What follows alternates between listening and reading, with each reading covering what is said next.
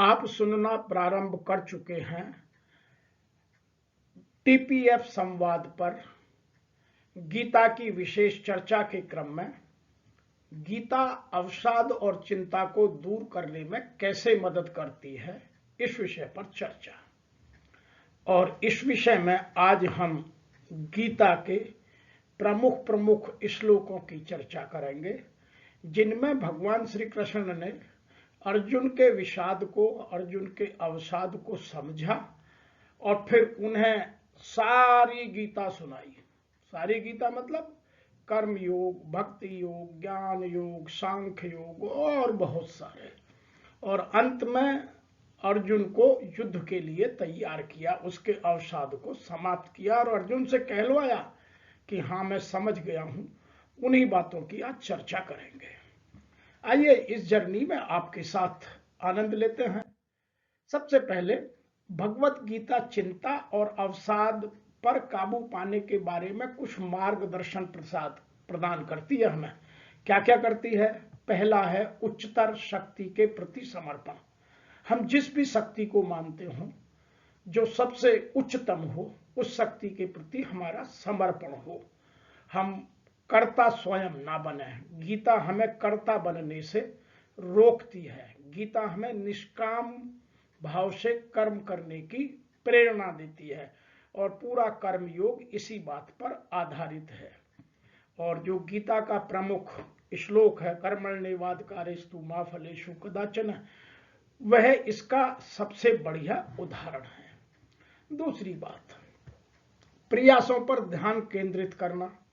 यह आप जो भी प्रयास कर रहे हो, आप उस पर केंद्रित रहिए, उससे भटकिए मत। क्षणे तुष्टा क्षणे रुष्टा वाला काम मत करिएगा। गीता सदैव अपने ध्यान को केंद्रित रखने की बात करती है, इसलिए आपके मन में भटकाव कहीं भी नहीं होना चाहिए। आप स्थित प्रज्ञ होने चाहिए। आप बिल्कुल एक जगह, जैसे दीपक की लौ सीधी जलती है जहां कहीं हवा नहीं होती, जहां हवा का प्रभाव रोक दिया जाए तो दीपक की लौ बिल्कुल सीधी जलती है। यह गीता का ही उदाहरण है और गीता हमें उसी तरह से अपने लक्ष्य के प्रति सदैव एक दृष्टि रखने की शिक्षा देती है। तीसरी बात करती है गीता ध्यान का रेगुलर अभ्यास करना। जब अर्जुन यह पूछता है कि मन को कैसे काबू में किया जाए, मन तो बहुत चंचल है, तो कृष्ण भगवान उसको समझाते हैं मनोनिग्रह कठिनतम साधना है। दूसरा कहते हैं मनोनिग्रह दुर्लभम चलम, कि मन बहुत चंचल है, लेकिन इसको ज्ञान और वैराग्य से, अभ्यास से, ज्ञान का और वैराग्य का अभ्यास करने से इसको नियंत्रित किया जा सकता है। इसीलिए आप मन को स्वयं कंट्रोल में रखिए, मन के कंट्रोल में स्वयं मत होइए। यह भी गीता हमें समझाती है। आगे के विषयों में चर्चा करेंगे। नंबर 4, गीता हमें संयम से जीवन जीना सिखाती है। हम सदैव जीवन में संयमित रहें, ना अधिक ना कम। युक्त आहार विहारस्य, जो एक फेमस श्लोक है गीता का, उसकी बात और वो पूरा अध्याय उसी चीज से हमें युक्ति युक्त एक्यूरेसी की तरफ ले जाता है कि हम हर काम उतना करें जितने की आवश्यकता है, हम उसमें ज्यादा ना उलझें। तो गीता हमें जीवन में संयम के महत्व को समझाती है। 5वां, स्वयं के प्रति सच्चा होना। हम दुनिया में दिखावा करते हैं कि हम बहुत ऑनेस्ट हैं, लेकिन हम स्वयं के प्रति ही सच्चे नहीं होते, हम स्वयं के प्रति वफादार नहीं होते। गीता में बहुत उदाहरण है और गीता हमें बिल्कुल यही समझाती है कि हम अपना आकलन ठीक से करें। जहां हम तीनों गुणों को समझने की कोशिश करते हैं, सतोगुण, रजोगुण, तमोगुण, जो 16वां अध्याय है, वह हमें पूर्ण तरीके से अपना एनालिसिस करने के और अपने प्रति सच्चा रहने के लिए हमें प्रेरित करता है। हम कितने प्रेरित होते हैं, यही गीता की शिक्षा का प्रभाव हमारे जीवन में दिखता है। नंबर 6 बात करता है बिना किसी उपेक्षा के बिना किसी अपेक्षा के कार्य करना, जिसकी निष्काम भाव जो हमने पहले में की कि हम सब कुछ उच्चतर शक्ति के प्रति समर्पित होकर उसे सौंप दें कि जो आप करा रहे हो मैं कर रहा हूं, मेरा इसमें कोई भी योगदान नहीं है। जो हनुमान जी ने राम के प्रति समर्पण कर अपना भाव दिखाया निष्काम कर्म का, उससे अच्छा उदाहरण कोई दूसरा मिलता नहीं है। नंबर 7 बात करते हैं स्वयं को समझना। हु एम आई, मैं कौन हूं, मेरी क्षमताएं क्या हैं, मेरी दक्षताएं क्या हैं, मेरी कुशलताएं क्या हैं, मेरी सामर्थ्यताएं क्या हैं, मैं क्या कर सकता हूं, मैं क्या नहीं कर सकता हूं, ये सब मुझे पता होना चाहिए।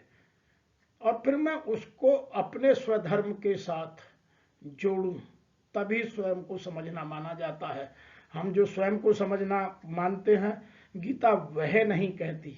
गीता की डेप्थ डीप अंडरस्टैंडिंग को यदि पकड़ना है तो स्वयं को समझने से समझिए। और गीता इन सब के अतिरिक्त हमें जीवन में मानसिक स्वास्थ्य के सभी महत्वपूर्ण मुद्दों को भी उजागर करती है। इसीलिए जब भी कभी हम चिंता में या अवसाद में होते हैं तो गीता हमें बहुत सारे ऐसे स्पष्ट उदाहरण देकर समझाने का प्रयास करती है ताकि हमारी चिंता और हमारा अवसाद खत्म हो जाए। इसीलिए गीता को बड़े ध्यान पूर्वक क्रमबद्ध तरीके से पढ़ना और अभ्यास करने की आवश्यकता है। आइए, हमारे जीवन में अवसाद क्यों आता है, हमारे जीवन में एंजाइटी या हमारे जीवन में फ्रस्ट्रेशन या हमारे जीवन में डिप्रेशन क्यों आता है। हम 4 चीजें सबको दिखाना चाहते हैं। मैं ये जो आइसबर्ग है इसके माध्यम से मैं आपको ये थ्योरी समझाने की कोशिश कर रहा हूं कि हम अपने जीवन में 4 चीज सबको दिखा करके महान बनने की कोशिश करते हैं, क्योंकि हम जो उच्चतम शक्ति है उसके प्रति समर्पित नहीं होना चाहते। हम हर चीज के कर्ता स्वयं बनना चाहते हैं और उसी के लिए हम 4 गलतियां करते हैं। और वही चारों गलतियां जो उनके बदले में जो अंडर द वाटर हमारी छिपी हुई गलतियां हैं, वह हमारे जीवन में डिप्रेशन, वही हमारे जीवन में फ्रस्ट्रेशन, वही हमारे जीवन में एंजाइटी लाती हैं। इसीलिए हमें पहले इन 4 चीजों को समझना है, बाद में उन सब चीजों को समझेंगे जिन एंजाइटीज की, जिन डिप्रेशन की या जिन फ्रस्ट्रेशन की हम बात कर रहे हैं।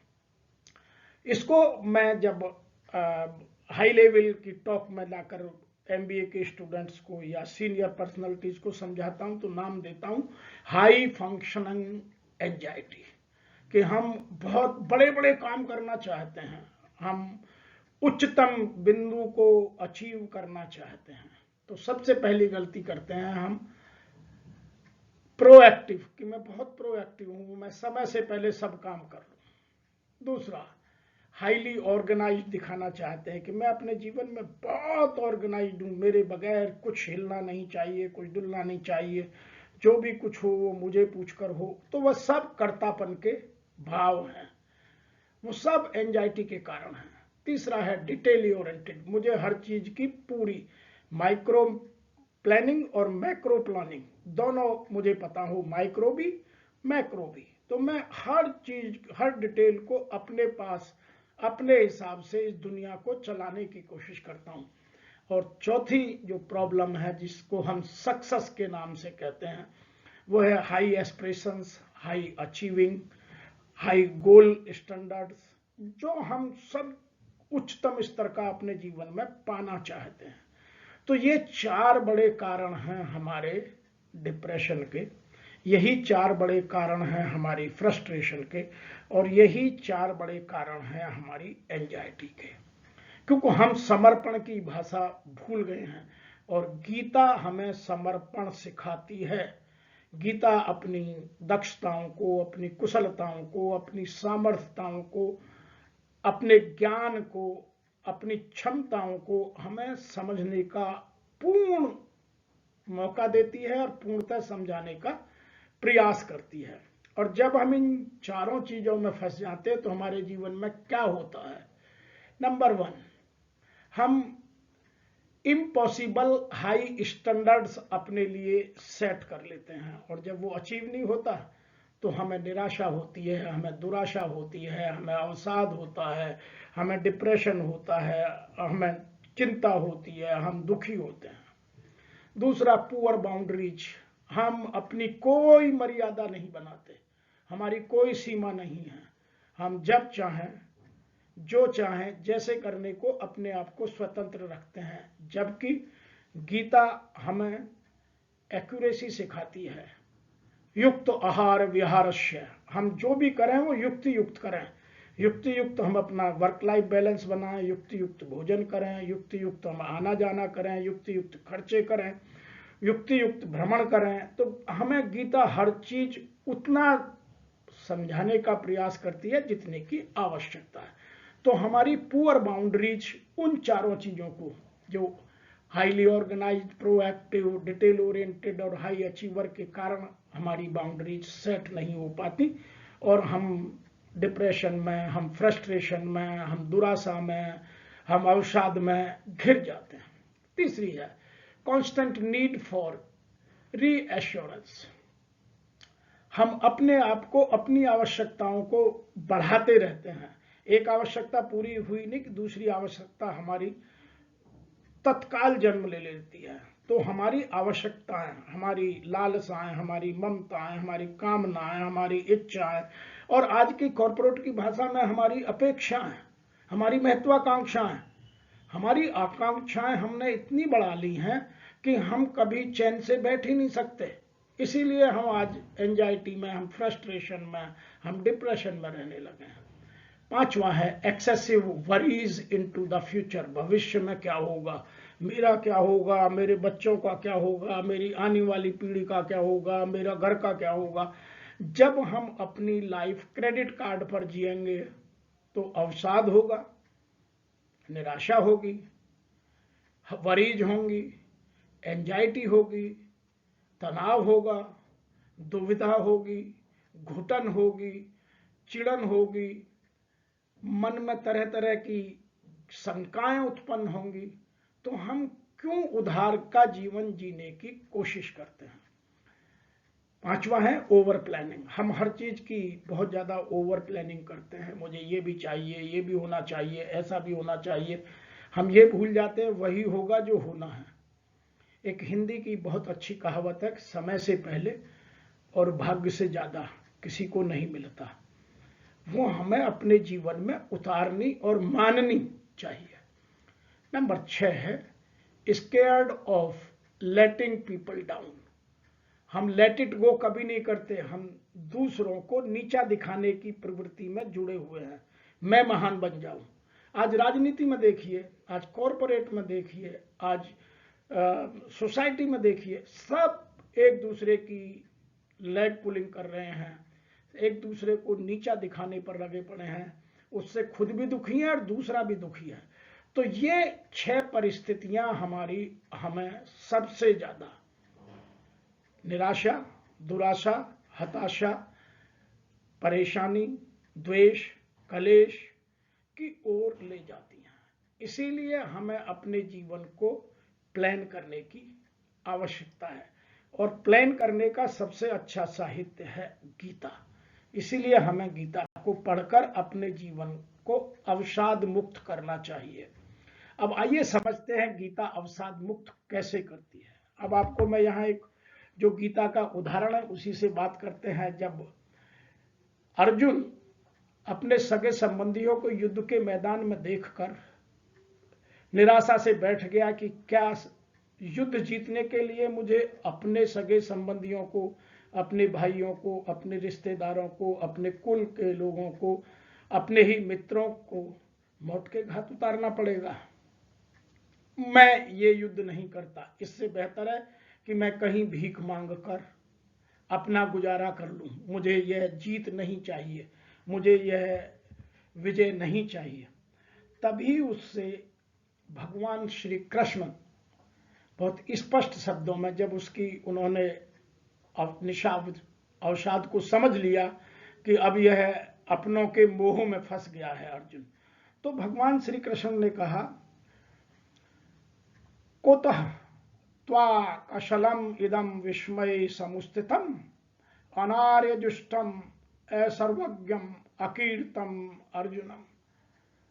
हे मेरे प्रिय अर्जुन, इस संकट की घड़ी में तुम्हारे भीतर यह विमोह, यह दुराशा, यह निराशा, यह हताशा कैसे उत्पन्न हो गई? एक सामान्य लोगों के अनुकूल नहीं है। यह स्वधर्म के पालन से तुम बच नहीं सकते, इसीलिए उच्च लोकों की प्राप्ति नहीं होती। इससे आपको कभी भी ना तो स्वर्ग मिलेगा, ना आपको मोक्ष मिलेगा, ना आपका जीवन सफल होगा, अपितु अपयश ही प्राप्त होता है। तो उन्हें बहुत अचंभा हुआ कि अर्जुन जैसा धनुर्धर, जिसको उसके गुरु द्रोणाचार्य ने महान धनुर्धर बनाने के लिए अपने जीवन की कुर्बानी दे दी, एकलव्य का अंगूठा काट लिया, उसके लिए बदनामी ले ली, और आज वही अर्जुन युद्ध के मैदान में जब उसकी इस कला की, जब उसके युद्ध कौशल की आवश्यकता है, तो वो हताश निराश होकर युद्ध के मैदान में बैठ गया। भगवान श्री कृष्ण ने इससे आगे का और भी उस श्लोक उसको बहुत जोरदार कहा। कलव्यम मा स्मह गमः पार्थ न एतत्त्वयपि उपद्यते क्षुद्रम हृदय दौर्बल्यम तयक्त्वता उत्तिष्ठ परंतप। हे पार्थ, अपने इस भीतर की नपुंसकता के भाव को तुम्हें छोड़ना पड़ेगा, ये तुम्हें शोभा नहीं देता। अपने प्रिय मित्र, एक रिश्ते थे, वो उनके बहनोई भी हैं, और उनको वह नपुंसक की भाषा, नपुंसक से संबोधित कर रहे हैं। तो आप समझ सकते हैं कि कृष्ण जी के अंदर उस भारी मनोदशा का वेग रहा होगा उन्हें समझाने के लिए। यह आप बहुत आसानी से समझ सकते हैं। आज के युग में हम किसी को इस तरह की भाषा प्रयोग भी नहीं कर सकते। आप किसी को आज के समय में कैलिव्यम नपुंसक नहीं कह सकते, वह आप पर मानहानि का दावा कर सकता है। लेकिन भगवान श्री कृष्ण ने अपने प्रिय सखा अर्जुन को यहाँ कहा है कि तुम्हें इस प्रकार की नपुंसकता का भाव लाना शोभा नहीं देता। हे शत्रु विजेता, तुमने अब तक सत्य को जीता है, तुम्हारे हृदय की दुर्बलता का त्याग करो, इस दुर्बलता को छोड़ दो और युद्ध के लिए तैयार हो जाओ। तब उन्होंने अर्जुन को सबसे पहले कर्म योग, ज्ञान योग, भक्ति योग, सांख्य योग और बहुत सारे योग सिखाए, और उनको कहा कि आपको यह सब अवसाद छोड़कर युद्ध करना ही पड़ेगा। भगवत गीता अवसाद के विभिन्न कारणों की पहचान करती है।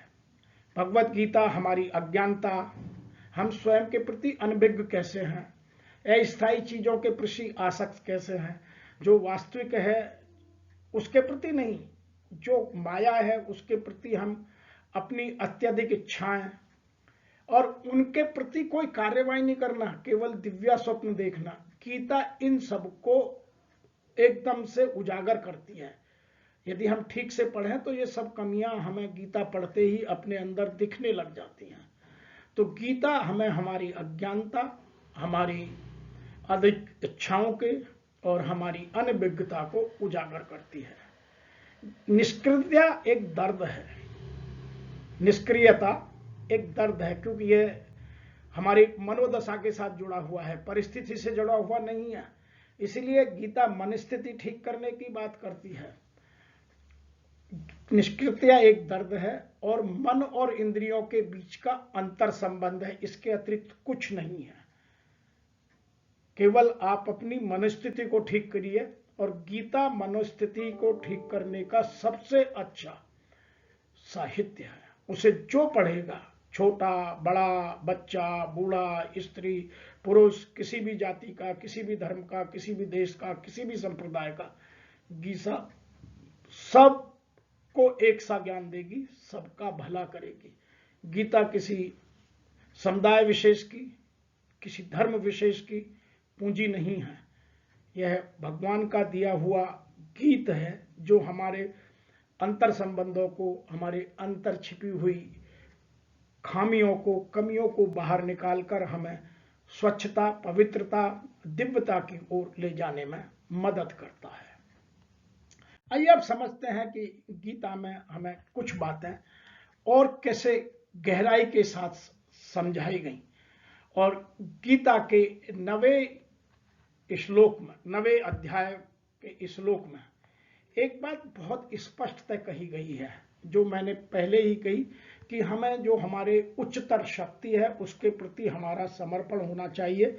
उसी बात को भगवान श्री कृष्ण ने अर्जुन को बहुत सारे उदाहरणों से समझाया है। मैं केवल एक श्लोक सुनाकर आपको यहां बात करूंगा। अनन्या चिंतयंत है माम ये जना पर्युपासते तेषाम नित्याभिभुक्तानाम योगक्षेम व्याहम्यहम्। तो यहां भगवान श्री कृष्ण कह रहे हैं कि जो लोग सदैव मेरे बारे में सोचते हैं, जो मेरी ही सत्ता को स्वीकार करते हैं, मेरे अनन्य भक्ति में लीन हैं, जो मुझे ही मानते हैं, मुझे ही जानते हैं, एवं जिनका मन सदैव मुझ में ही तल्लीन रहता है, मेरे अलावा वो किसी को नहीं देखना, समझना, सुनना, पढ़ना, जानना, गूढ़ना कुछ नहीं चाहते, उनकी जो भी आवश्यकताएं होती हैं उन्हें मैं पूरा करता हूं, और जो कुछ उनके स्वामित्व में है, जिसको वो अपनी पूंजी मानते हैं, उसकी मैं रक्षा करता हूं। आपने देखा होगा कि यह LIC की पंचलाइन है। जब LIC का गठन हुआ तो उन्होंने इंश्योरेंस के माध्यम से लोगों की आर्थिक आवश्यकताओं की पूर्ति के लिए भगवान श्री कृष्ण की वाणी के इस श्लोक को अपनी पंचलाइन बनाया, और हम आज भी उसको नहीं समझते हैं। तो हमें उसके प्रति समर्पण का भाव आना बहुत आवश्यक है। गीता हमें यह बहुत गहराई के साथ समझाने की कोशिश करती है कि हम समर्पण अपने जीवन में पैदा करें, अपने जीवन में मर्यादाएं पैदा करें, निष्काम भाव से कर्म करें, कर्तापन को छोड़ दें, अज्ञानता से को ज्ञान की ओर ले जाएं, अप्पो दीपो भवय का पाठ को हम समझें। आइए अगला श्लोक समझते हैं, जो हमें इस अज्ञानता को दूर कर हमारे ज्ञान में बढ़ोतरी करता है और उसी से हमें ज्ञान मिलता है। और यह श्लोक सबसे प्रमुख श्लोक मुझे लगता है।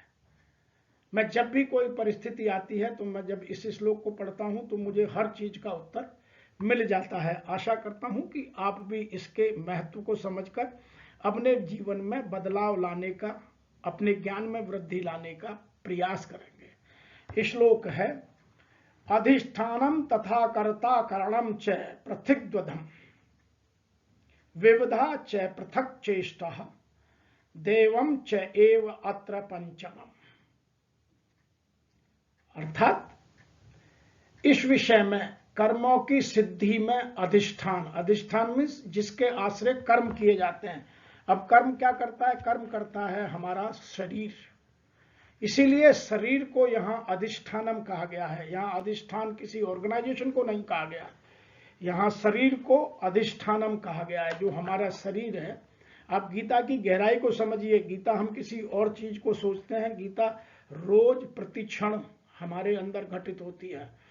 तो यहां भगवान श्री कृष्ण अर्जुन को सीधा कह रहे हैं, अधिष्ठानम तथा कर्ता कारणम च पृथग्द्वयम्, कि यहां आत्मा को अकर्ता और शरीर को अधिष्ठान और स्वयं को कर्ता बनने से समझाने की प्रक्रिया को पूर्णतः कहा गया है। तो यहां शरीर को अधिष्ठान कहा गया है, कर्ता तथा भिन्न भिन्न कारण। अब कर्ता कौन है? कर्ता है अपरा प्रकृति के अहंकार के साथ संबंध जोड़ने वाला अविवेकी मनुष्य, हम अर्थात हमारा अज्ञानी मन। जब हम अज्ञान के कारण मैं मेरापन के भाव में फंस जाते हैं, हर चीज के कर्ता बन जाते हैं, तो हमारे लिए दुविधाएं, हमारे लिए अवसाद, हमारे लिए विषाद की स्थिति पैदा होना स्वाभाविक है। अगली बात कही है करणम। करणम क्या है? करणम को समझिएगा। करणम है हमारी 5 कर्मेंद्रियां और 5 ज्ञानेंद्रियां। अब 5 कर्मेंद्रियां, 5 ज्ञानेंद्रियां आप सब जानते हैं, और मन, बुद्धि तथा अहंकार, ये 13 जो है हमारे जीवन में कारण है। ये इनके कारण से ही सब कुछ होता है। 5 कर्मेंद्रियां, 5 ज्ञानेंद्रियां और 3 है मन, बुद्धि और अहंकार।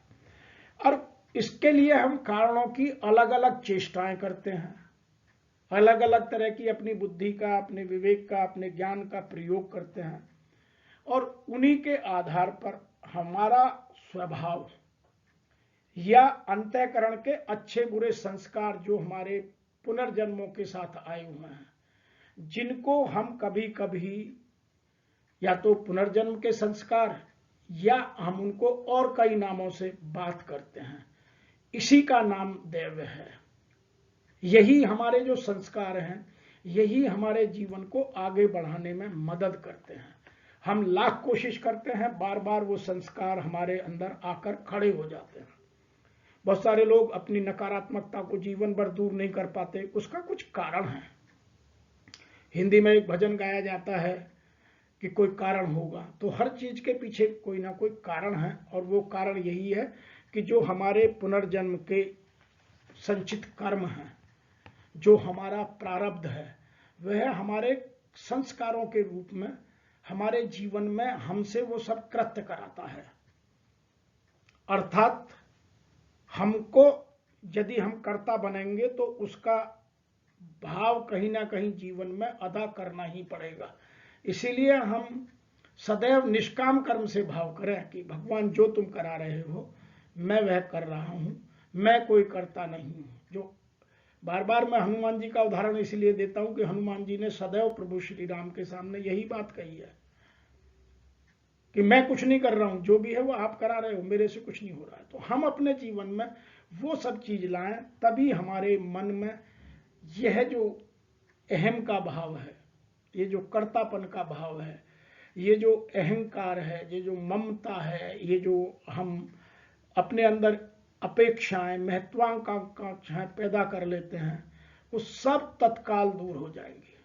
इसीलिए इस श्लोक की गहराई को समझना बहुत आवश्यक है। मैं एक बार दोबारा आपको एक एक शब्द बोलता हूं, आप ध्यान से इसका उच्चारण सुनिएगा। अधिष्ठानम तथा कर्ता करणम च पृथक्त्वदम विवदः च पृथक चेष्टः दैवम च एव अत्र पंचमम्। तो हमें इस चीज को समझना चाहिए कि हम यदि इन चीजों को समझ जाएं तो हमारे जीवन में कभी भी कोई न तो अपेक्षाएं बढ़ेंगी, ना कोई ममता होगी, ना कोई लालसा होगी, ना कर्तापन का भाव आएगा, ना किसी में हमारा अटैचमेंट होगा, हम डिटैचमेंट की तरफ स्वयं चले जाएंगे। आइए अगला श्लोक समझते हैं। अगला श्लोक है जो इसकी तरह ही बहुत महत्वपूर्ण है, और उसको हमें जानना समझना बहुत आवश्यक है। और यदि हम उसके भी भाव को समझ लें तो और हमारे जीवन में गहराई आ जाएगी, हम बहुत जल्दी से इन चीजों से बाहर आ जाएंगे। श्लोक है, यया स्वप्नम भयम शोकम विषादम मदम एव च न विमुच्यति दुर्मेधा धृति सा पार्थ तामसी। तो यहां सीधा कहा गया है कि जो दुर्बुद्धि है, जो कुबुद्धि है, जो हमारे गलत संकल्प हैं, जिनको हम सही संकल्प मान बैठे हैं, जो दुर्बुद्धिपूर्ण संकल्प हैं, जो हमारे अहंकार के कारण हमने संकल्प लिए हैं कि मैं इसको पाकर रहूंगा, मैं ये कर रहूंगा, ये मेरा अधिकार है, वह सब मूर्खता है। दुर्बुद्धिपूर्ण संकल्प जिनमें कोई स्वप्न देखने, हम भविष्य के प्रति बहुत ज्यादा स्वप्न देखते हैं। आदमी गलती ये करता है कि वर्तमान में नहीं जीना चाहता, या तो भूतकाल की दिव्या स्वप्न में कि मेरे बुजुर्ग ऐसे थे, मैं जवानी में ऐसा था, मैं ये करता था, मैंने ये सब काम किए हैं, या भविष्य के दिव्या स्वप्न में कि मैं ये करूंगा, ऐसा होगा, मैं इतना बड़ा बन जाऊंगा, मैं उस पद तक पहुंच जाऊंगा, मेरी ग्रोथ इतनी हाई हो जाएगी, मैं संसार का सबसे बड़ा उद्योगपति बन जाऊंगा, मैं संसार का सबसे बड़ा CEO बन जाऊंगा, मैं सबसे बड़ा भगवान का भक्त बन जाऊंगा। मैं भगवान के भक्त के अतिरिक्त यदि मैं कॉरपोरेट में सोचूं तो मैं संसार का सबसे बड़ा उद्योगपति बन जाऊंगा, मैं फिल्म इंडस्ट्री में सबसे बड़ा हीरो बन जाऊंगा। तो हम दिव्या स्वप्न में रहते हैं। तो वह कहता है कि कोई भी स्वप्न देखने या किसी तरह का भय, दुख, मोह, निराशा और कपट का त्याग नहीं करता, उसे तमोगुणी व्यक्ति कहा जाता है। उसे हम सबको तमोगुणी कहते हैं। अब गीता के 16वें अध्याय में सतोगुण, रजोगुण और तमोगुणों की चर्चा की गई है। तमोगुणी की प्रकृति होना खराब नहीं है। भगवान शिव को भी, शंभु को भी तमोगुणी कहा जाता है, लेकिन उन्होंने अपने आप को वैराग्य का सबसे बड़ी मूर्ति स्थापित की हुई है। यदि आप कभी भी देखेंगे, शिव के यहाँ कोई भूख नहीं है। शिव को किसी चीज की कोई भूख नहीं है। जब शिव परिवार का आप फोटो देखते हैं तो आपको पता चलता है कि वहां एक दूसरे का भोजन, शेर का भोजन बैल है, बैल का भोजन घास है, सांप का भोजन चूहा है, और चूहा भगवान शिव के गले में है। मोर वहां है जो उनके बेटे कार्तिकेय का वाहन है। गणेश जी का वाहन चूहा है। माँ पार्वती का वाहन शेर है और भगवान शिव का वाहन नंदी है। पूरी प्रकृति का चित्रण है। वहां किसी को, सबके चेहरे पर खुशी है, उमंग है, आनंद है, प्रसन्नता है। कोई डर नहीं, कोई भय नहीं, कोई भूख नहीं। सब अपने आनंद में बैठे हैं। किसी से कोई चिंता का विषय नहीं है। तो तमोगुणी को यदि हम कुछ और तरीके से सोचते हैं तो शायद हम उस गीता के ज्ञान को ठीक से नहीं समझते। भगवान ने तीनों गुण सब में दिए हैं। कब कौन से किस गुण को किस स्तर तक प्रयोग में लाना है, यह गीता हमें सिखाती है। हम यदि तमोगुणी अधिक बन गए तो आलस्य में चले जाएंगे, प्रमाद में चले जाएंगे, लालच में चले जाएंगे। लेकिन किस हद तक कभी कभी तमोगुण का भी आना जरूरी है। मर्यादाएं तमोगुण से ही बनती हैं। यदि हम मर्यादाओं में नहीं रहेंगे तो फिर हमारा जीवन अमर्यादित होगा। तो इसीलिए गीता को पढ़कर इन चीजों को समझना हमारे लिए बहुत आवश्यक है। और गीता हमें इसीलिए अवसाद से बचाने के लिए सारी शिक्षाएं, दीक्षाएं, ज्ञान हम पर उड़ेलती है। हम उसे कितना समझकर अपने अंतःकरण में उतारकर अपने जीवन में बदलाव ला पाते हैं। महत्वपूर्ण है अपने व्यवहार में, अपने आचरण में, अपने कर्मों में, अपने संस्कारों में बदलाव लाना। खाली ज्ञान भगारने से या दूसरों को भाषण देने से आज तक कभी किसी का उपकार नहीं हुआ है। उपकार कब होगा? जब आप स्वयं अपने जीवन में इन चीजों का पालन प्रतिक्षण पूर्ण ज्ञान के अनुरूप करेंगे। अज्ञानता में नहीं, ज्ञान के अनुसार करेंगे, तब आपके हमारे जीवन में बदलाव संभव है।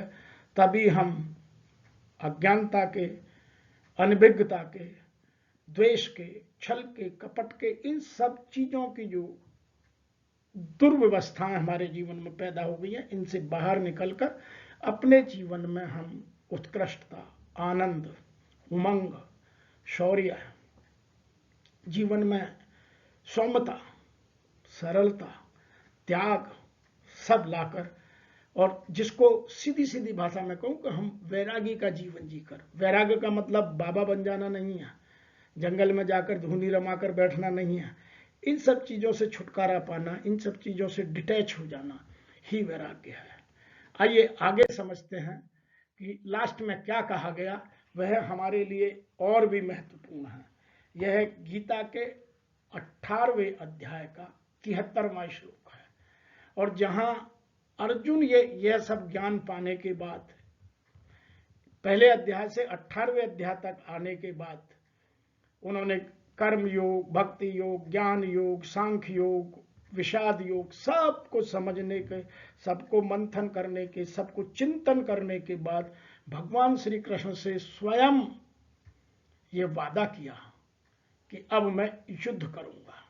तो क्या कहते हैं अर्जुन? अर्जुन का विषाद कैसे दूर हुआ वो आप समझिए कि जब अर्जुन जैसा जो धनुर्धर विषाद में आकर, अवसाद में आकर युद्ध के मैदान में बैठ गया, और वह 40-42 मिनट की व्याख्या में, क्योंकि पूरी गीता भगवान श्री कृष्ण ने अर्जुन को 40 या 42 मिनट में सुनाई है, उनका सारा मोह उन्होंने नष्ट कर दिया।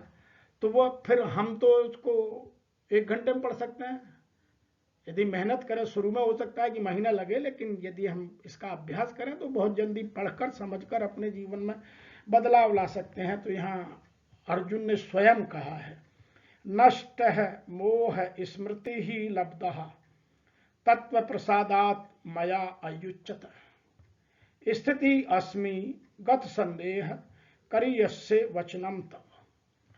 अर्जुन कह रहे हैं कि हे अच्युत, आपकी कृपा से मेरा मोह अब नष्ट हो गया। मैं समझ गया कि मेरा स्वधर्म क्या है, मेरा कर्तव्य क्या बनता है क्षत्रिय होने के नाते, और मैं कहां कहां गलती कर रहा था वो सब मैंने छोड़ दी। मेरा मोह नष्ट हो गया, अब मैं ज्ञान में स्थित हूं। अब मेरी अज्ञानता खत्म हो गई, मेरी अनभिज्ञता चली गई, मेरा जो मोह था, जो मेरी निराशा थी, दुराशा थी, हताशा थी, सब दूर हो गई, और मेरे मन में भी किसी प्रकार का कोई संशय नहीं रहा है। क्योंकि गीता में मन में जो संशय उत्पन्न होते हैं उस पर भी बहुत लिखा गया है, क्योंकि समय की मर्यादा रहती है। आप इसको यदि हमसे ठीक से जानना चाहते हैं तो आप मेरे बहुत सारे अलग अलग वीडियो डले हैं, उनको समझें, या आप अपने यहाँ हमें बुलाकर इन चीज़ों को गहराई से समझ सकते हैं। तो यहाँ संशय मिटाने की बहुत सारी बातें गीता में कही गई हैं। संशय हमारे जीवन में किस तरह से रोल प्ले कर हमारे जीवन को बर्बाद करता है। तो यहाँ अर्जुन स्वयं कह रहे हैं कि अब मैं संशय मुक्त हो गया हूं, मैं आपकी आज्ञाओं के अनुसार अब कार्य करूंगा, अर्थात अब मैं युद्ध करूंगा।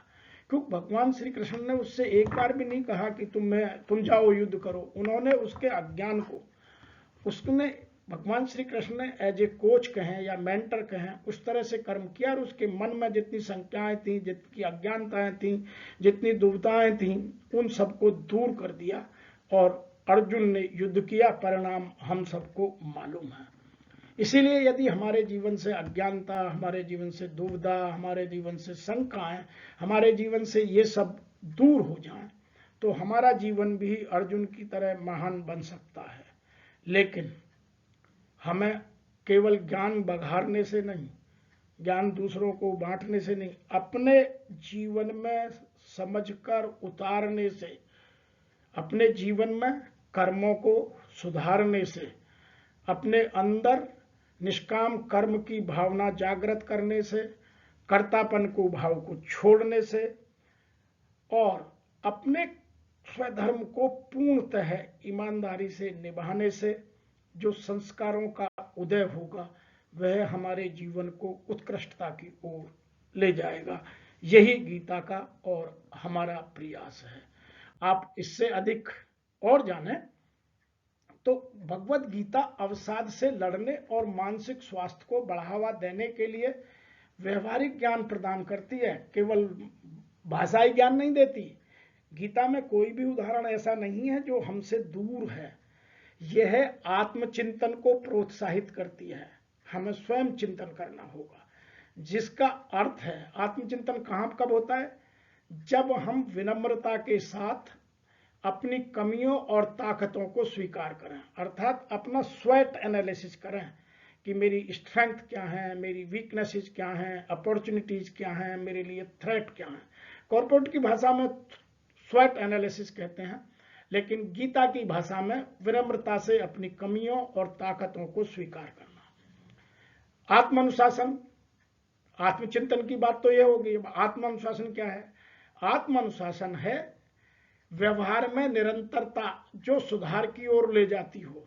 हमें उन चीजों को अपने जीवन में नियमित रूप से अभ्यास कर बढ़ाना चाहिए जो हमारे व्यवहार में निरंतरता की सुधार की ओर ले जाए। तीसरा इसमें एक महत्वपूर्ण विषय है आत्म जागरूकता। गीता कभी दूसरे के सहारे की बात नहीं करती। गीता 100% इंडिपेंडेंट बनाने की बात करती है, इसलिए सब कुछ आत्म पर ही है। तो आत्म जागरूकता का अर्थ है अपनी क्षमताओं, अपनी कमजोरियों को समझना। जो मैंने प्रारंभ में ही कहा कि हमें अपनी क्षमताओं की, अपनी दक्षताओं की, अपनी कुशलताओं की, अपनी सामर्थ्यताओं का ज्ञान पूर्णतः होना चाहिए। उसी तरह से हमें अपने जीवन में गोल निर्धारित करने चाहिए और उनमें भी क्या होना चाहिए?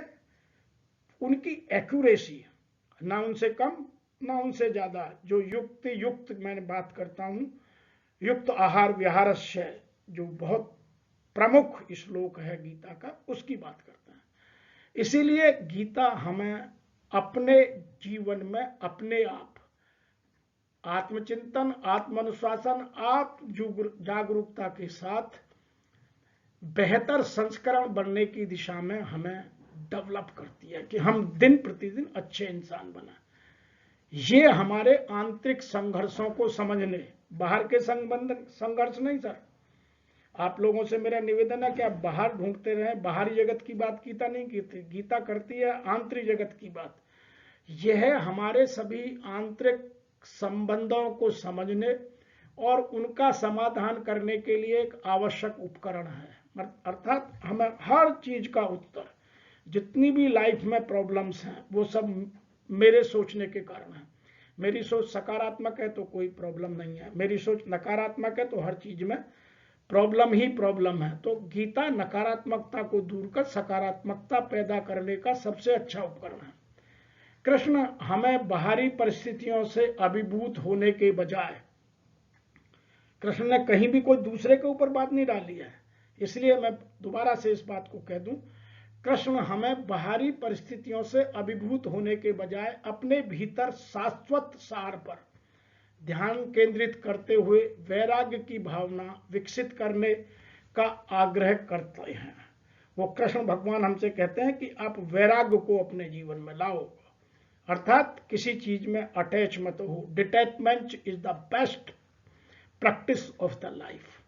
यदि हम डिटैच होते चले जाएंगे तो हमारे जीवन में अवसाद, विषाद, और जो आज ये कॉरपोरेट में यंग बच्चे सुसाइड करने लगे हैं, कहते हैं कि बहुत वर्क स्ट्रेस है, सब दूर होगा। इसीलिए हमें गीता को पढ़कर अपने जीवन में उतारना आवश्यक है। इससे अधिक आप जानना चाहते तो आप हमें लिख सकते हैं, यहाँ हमारा ईमेल एड्रेस है, हमें बुलाना चाह सकते हैं तो भी लिख सकते हैं। हम आपको और आपकी टीम को गीता के माध्यम से आपकी कॉरपोरेट की समस्याएं या व्यक्तिगत प्रबंधन की समस्याएं या जीवन में जो निराशा है, हताशा है, अवसाद है, डिप्रेशन है, फ्रस्ट्रेशन है या और कुछ मानसिक प्रॉब्लम है, मैं उनमें आपकी मदद कर सकता हूं। आप हमें लिखिए, हमें सुनिए। आपको यदि हमारे वीडियो अच्छे लगते हैं तो चैनल को सब्सक्राइब कीजिए, अपने मित्रों तक, अपने साथियों तक, अपने मिलने जुलने वालों तक पहुंचाइए, लाइक कीजिए और सब्सक्राइब करिए।